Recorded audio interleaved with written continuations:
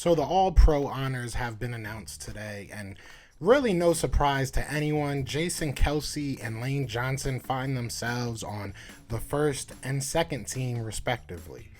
I don't think that this is a shocker, but the names that they left off did kind of leave me wondering. So I want to talk about some of these All-Pro snubs. Let's get into it.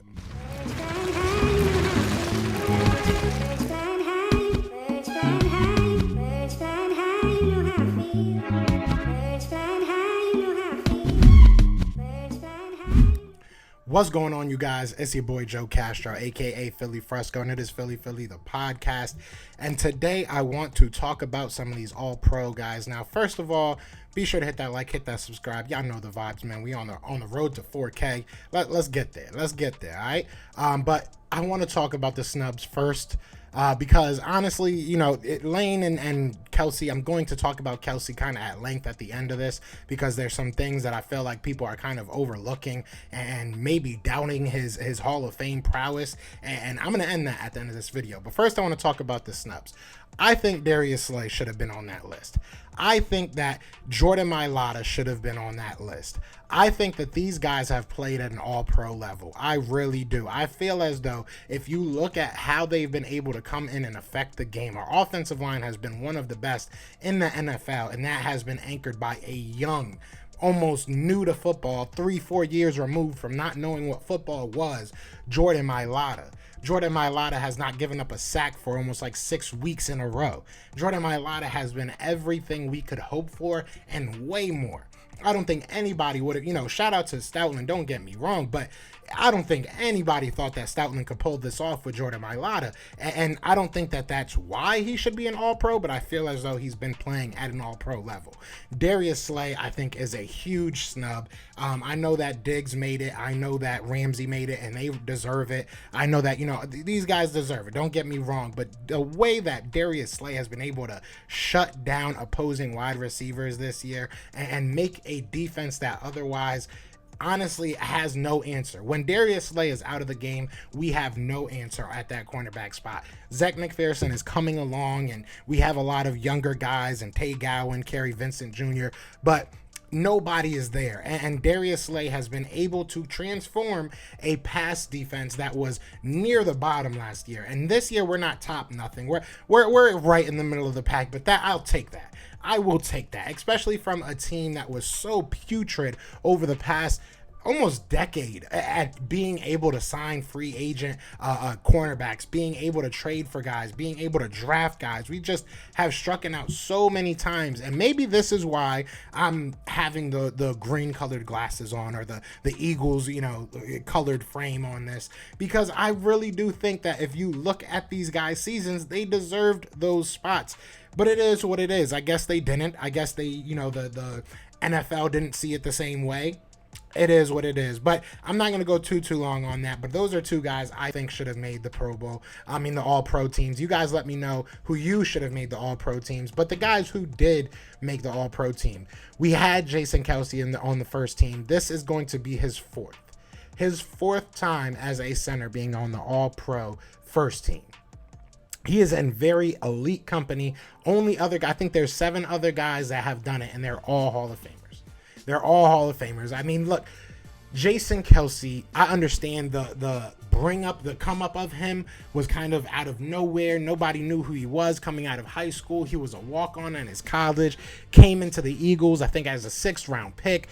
People were saying he was too small. The only people that really believed in him were on this team, being Stoutland and Reed at the time. They were the only people that actually felt this guy could play the position. And we've seen we've seen that paid off in bountiful dividends. That man has been the guy for our offensive line for the past decade. He has the record for the most consecutive games, and it is no luck. I know that the last game he only went in for a play, came out, so he technically still has that streak going, but he was healthy. There was nothing wrong with him. They just wanted to keep him out. They wanted to be safe. So I can appreciate the Philadelphia Eagles allowing him to go out there and keeping that record alive. I like that as an organization. That's cool that you can do that. But if you are on the train of thought that Jason Kelce is not a Hall of Fame center, when he retires, I don't know if you watch football enough, because Jason Kelce, what he has brought to this game, he has not only been an amazing player for the Philadelphia Eagles. If you look at a lot of centers that are molded in his same type of frame, you know, the athletic guys, smaller stature guys, they're now getting shots. They're now getting opportunities because of the greatness that he's been able to bring. So it's more than just his team. What he's been able to do is kind of transcendent in football. There wasn't guys like him before he came in. Guys that can run with the running back and still plow people over. You know, I said this as a joke the other day, but it's the truth. There's not many teams that will have highlight reels of their center. We legitimately have highlight reels of Jason Kelce. He's that good.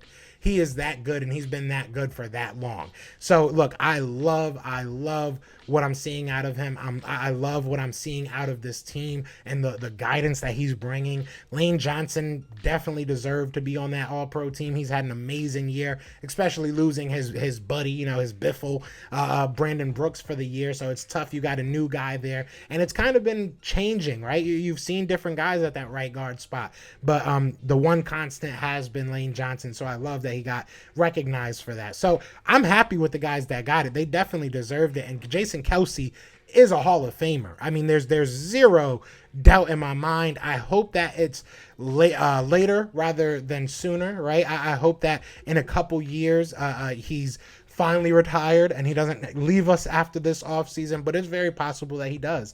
And if he does, that guy's on the first ballot. If I ever you know, get in a position that I have a vote, you know, to vote for the Hall of Fame guys, which may never happen, but if I ever do, Jason Kelce would be on my first ballot. He would be a Hall of Famer through and through. It would be no question on my mind, you know, about him. Like, I just can't see how you can even doubt it. I just really can't. And maybe it's because I'm an Eagles fan. Maybe I'm looking at this the wrong way. But you guys let me know. I have two questions. I want to know, who do you think was snubbed from this All-Pro team? And on the second half of that question, I want to know, do you think Jason Kelce is a first ballot? I'm not asking if he's going to eventually make it. I'm saying first ballot Hall of Fame player. Because I do, and I have for a while. And this season honestly just solidified my thought process with that. But like I said, you guys let me know. But other than that, y'all know what it is. Y'all know what it's going to be, man. It is Fly Eagles Fly. And we are in the playoffs. Peace. Everywhere. This is for you. Fly Eagles flying on the team. Touchdown. Time to get Jalen this ring. You don't really want to start a thing. This a Bird Gang Nation, baby. It's a Philly thing. Hater, and you looking like you type trash. I'm just here calling on Philly the podcast. And we can call a man dog or watch Miles score off the handoff. Rest of the division, your man soft. Jackson like Sean, hunting like Randolph. Season here, early time to do 'em in. Your boy Philly Fresco. Thanks for tuning in.